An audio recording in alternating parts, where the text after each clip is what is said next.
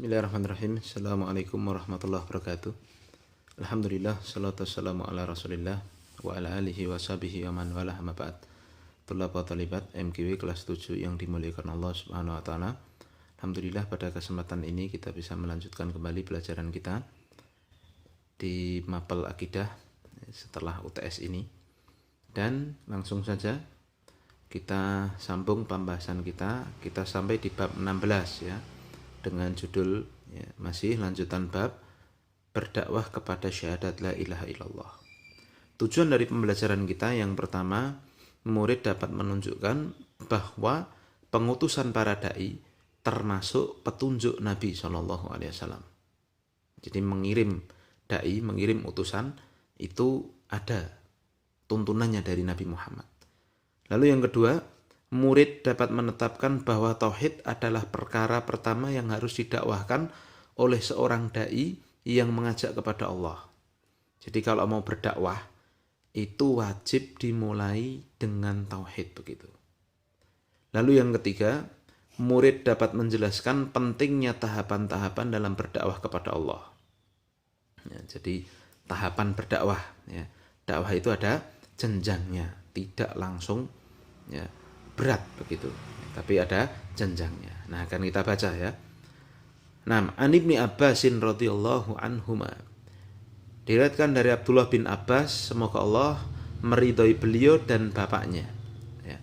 Anna Rasulullah sallallahu alaihi wasallam, bahwa Rasul sallallahu alaihi wasallam lamma ba'atha Mu'adzan ilal Yaman, ketika beliau mengutus Mu'adz, ba'atha itu mengutus ya, Mu'adz yang dimaksud adalah Mu'adz bin Jabal, ilal Yaman, ke negeri Yaman. Qala lahu, Rasul berkata kepada Mu'adz bin Jabal, lahu ya.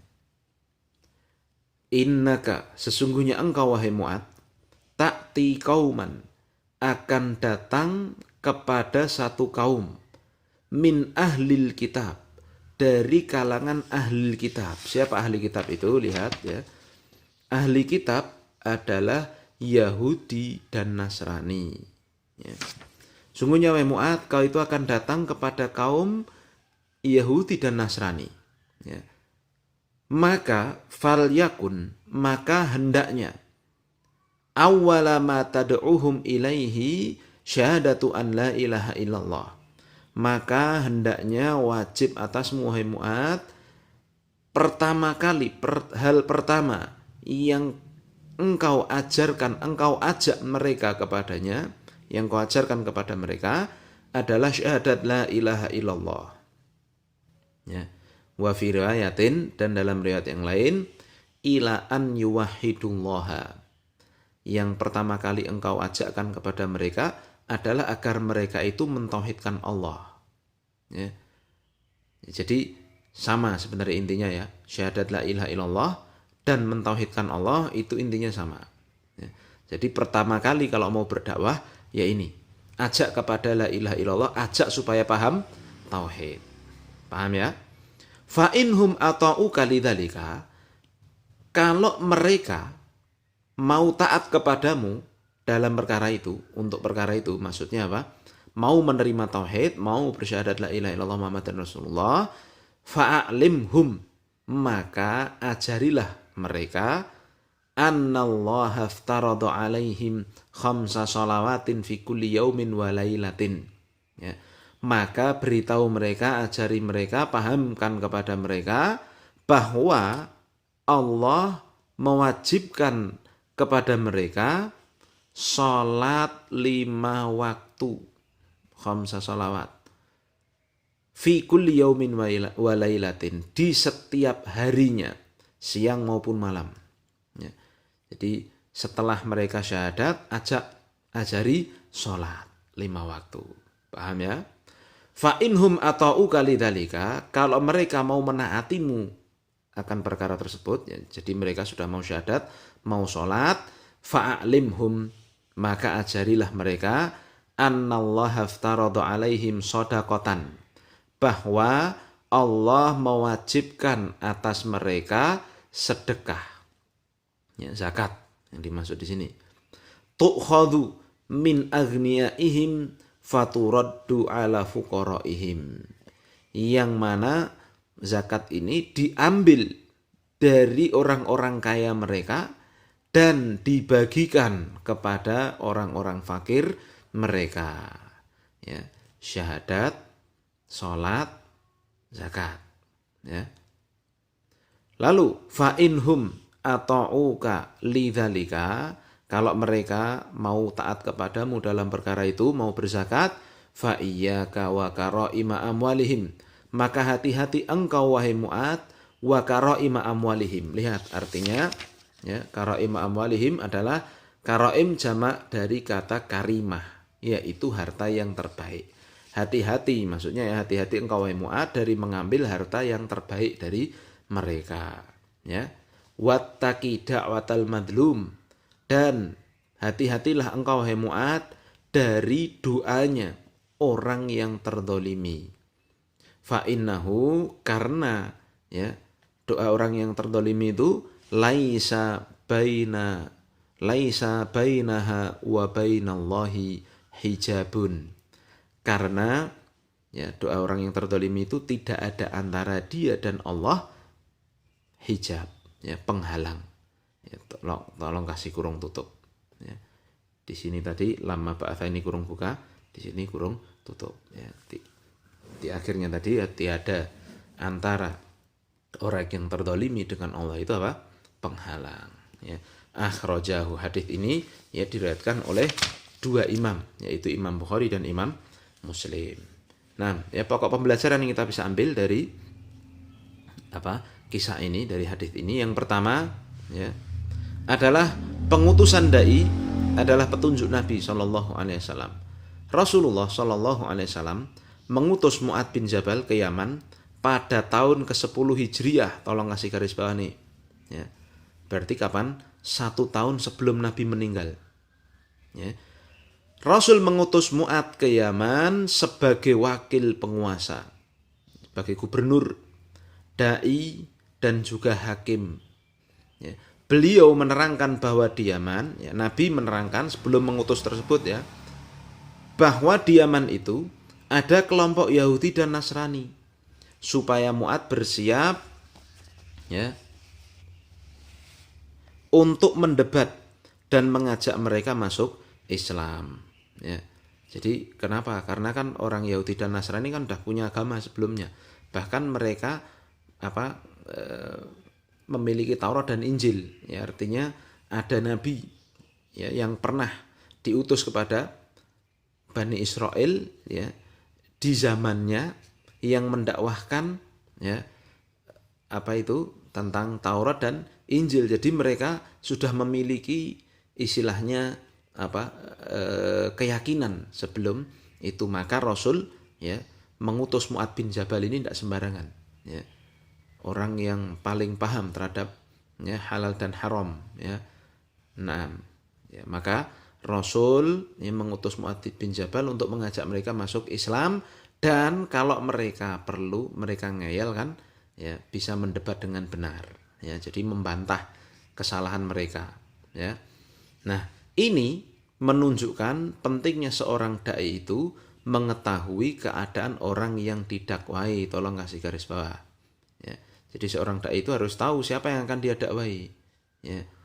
Nah, Mu'ad bin Jabal tadi mau mendakwai orang-orang Yahudi dan Nasrani ya. Dan sungguh Rasul Shallallahu Alaihi Wasallam telah menunjukkan kaidah-kaidah penting yang dengan cahaya kaidah tersebut seorang dai menjalankan dakwahnya kepada non-muslim, sebagaimana Mu'ad bin Jabal ya, diutus tadi. Ya, kaidah tersebut adalah yang pertama, mendahulukan tauhid dalam berdakwah. Rasul Shallallahu Alaihi Wasallam memerintahkan Mu'ad untuk memulai dakwahnya dengan mengajak kepada tauhid dan melarang dari syirik. Beliau bersabda, hendaknya yang pertama kamu serukan kepada mereka adalah syahadat la ilaha illallah. Dan dalam riwayat yang lain, untuk mentauhidkan Allah. Ya, kenapa kok harus tauhid dulu? Karena tauhid adalah kewajiban yang pertama. Tolong kasih garis bawah. Ya. Tidak akan diterima amalan apapun yang tidak didasari tauhid. Ini merupakan makna syahadat la ilaha illallah yang merupakan rukun pertama dari rukun Islam. Ya, karena pentingnya tauhid, beliau Shallallahu Alaihi Wasallam tinggal di Mekah selama 13 tahun mengajak kepada tauhid. Ya.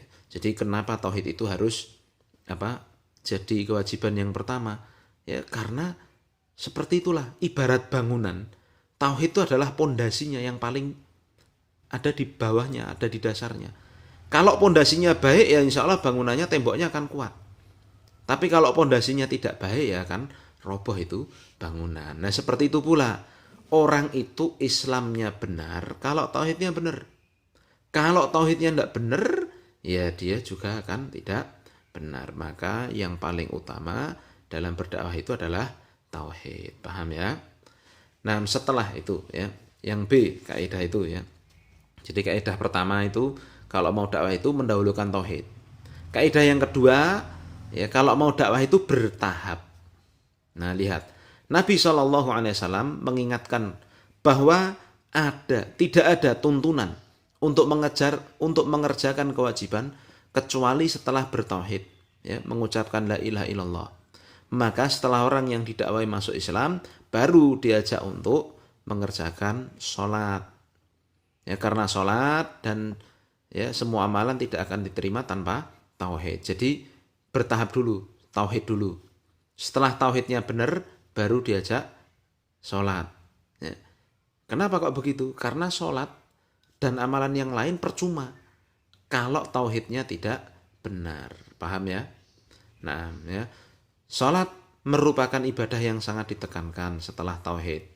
Diwajibkan kepada Nabi Muhammad SAW dan umatnya pada malam Isra. Apabila mereka telah menegakkan sholat, maka wajib baginya untuk menunaikan zakat yang merupakan rukun Islam setelah sholat. Ya, dan Allah telah menggandengkan dua ibadah ini dalam banyak ayat dalam Al-Quran, diantaranya adalah firman Allah Subhanahu Wa Taala. Ya. Wa ma umiru illa liya'budullaha mukhlishina lahuddina hunafa wa yuqimus sholata wa yu'tuz zakata wa dzalika dinul qayyimah. Ya, dan mereka tidaklah diperintah untuk menyembah Allah ya, kecuali agar mereka menyembah Allah dengan mengikhlaskan bagi Allah seluruh agama, yang memurnikan ketaatan pada Allah dan menegakkan sholat dan membayar zakat. Maka itulah agama yang lurus, agama yang kokoh. Jadi agama yang kokoh itu ya ibadah ikhlas kepada Allah, menegakkan sholat, membayar zakat, digandengkan oleh Allah di situ. Jadi ya setelah tauhid sholat, ya, diajak sholat, yaitu urutan dakwah. Ya. Taib. Ya, ini kesimpulan pertama dari hadis itu. Lalu yang kedua, ya, pokok pembelajaran kedua yang kita bisa ambil, peringatan dari perbuatan zalim. Ya, dalam hadis ini kita bisa tahu Nabi SAW memperingatkan dari perbuatan zalim. Beliau bersabda, hati-hatilah dari doa orang yang terzalimi. Maka wajib untuk meninggalkan kezaliman dengan segala jenisnya. Karena kezaliman adalah kegelapan pada hari kiamat. Dan doa orang yang terzalimi, meskipun dari orang kafir, tidak akan ditolak. Dan tidak ada penghalang dari Allah Subhanahu wa Ta'ala. Ini tolong kasih garis bawah nih. Orang yang terzalimi tidak akan ditolak ini, walaupun dari orang kafir. Ya. Nabi SAW bersabda, ini dalilnya. Ittaqu da'watal madlum walau kana kafiron fa innahu laisa dunaha hijabun. Hati-hatilah kalian dari doanya orang yang terzalimi. Meskipun walaupun orang itu orang kafir. Karena tidak ada antara doanya orang yang terzalimi ya, dan Allah penghalang, hijab. Jadi doanya orang yang terzalimi itu langsung didengar dan dikabulkan oleh Allah Ta'ala. Ya, jelas ya. Nah, dalam hadis ini termasuk kezaliman, yaitu mengambil zakat dari harta terbaik. Makanya Nabi memperingatkan kalau untuk zakat jangan ambil yang terbaik tapi hendaknya zakat diambil dari harta yang pertengahan, ya. Bukan yang terbaik, bukan yang terjelek, yang pertengahan. Dipahami ya? Nah, saya perlu tambahkan sedikit kenapa kemudian ya doa orang yang terzalimi ini walaupun ke orang kafir kok dikabulkan? Apakah Allah ridho terhadap kekafiran? Apakah Allah ingin membela orang kafir? Begitu. Jawabannya bukan. Tetapi karena Allah Subhanahu wa taala Maha Adil, jawabannya itu. Jadi doa siapapun dari orang yang terzalimi itu akan dikabulkan. Kenapa? Karena Allah Maha Adil. Dan di antara keadilan Allah adalah menegakkan keadilan itu. Menegakkan keadilan. Siapa yang berhak mendapatkan keadilan, Allah beri itu. Saya kasih contoh gampangnya begini. Ada seorang yang berselisih. Begini aja lah, pencuri begitu. Ada pencuri. Pencurinya ini orang Islam. Yang dicuri, si pemilik barangnya itu orang Kristen misalnya. Lalu karena memang dicuri kan, jadi dan si orang Kristennya ini benar-benar butuh harta yang dicuri tadi, misalkan. Lalu dia doa aja begitu istilahnya. Moga-moga orang yang mencuri barangku, misalkan ketabrak motor gitu misalkan, sehingga dia mengakui curiannya. Nah, bisa jadi Allah mengabulkan doanya orang yang terzalimi ini. Walaupun ini orang Kristen, bukan karena Allah ridho kepada Kristennya, bukan karena Allah ingin menolong orang Kristennya ini, tetapi Allah Maha Adil. Yang salah siapa di sini? Orang Islamnya atau orang Kristennya? Yang salah yang nyuri kan? Nah, maka untuk menegakkan keadilan, Allah menegur si Muslim ini dengan cara mengabulkan doa orang Kristen ini tadi. Sama sekali kemudian bukan kemudian doa orang Kristen dikabulkan juga, bukan. Jangan sampai salah paham. Tetapi Allah ingin menegakkan keadilan. Sama kan ini seperti misalkan saya jadi Pak RT. Saya jadi Pak RT ini misalnya saya aja ya. Lalu ada warga saya yang mencuri. Ternyata warga saya yang mencuri ini orang Kristen. Orang Islam. Barang yang dicuri adalah barangnya orang Kristen. Nah, ketika orang Kristen ini lapor kepada saya, apakah saya kemudian diam saja? Tentu tidak. Apa yang harus saya lakukan? Saya harus manggil orang Islamnya tadi, saya tegakkan keadilan. Kamu telah mencuri begini, maka kembalikan barangnya ke orang Kristen itu. Paham ya? Jadi saya di situ bukan kemudian saya kok condong kepada orang Kristen, bukan. Tapi saya harus menegakkan keadilan. Dipahami itu?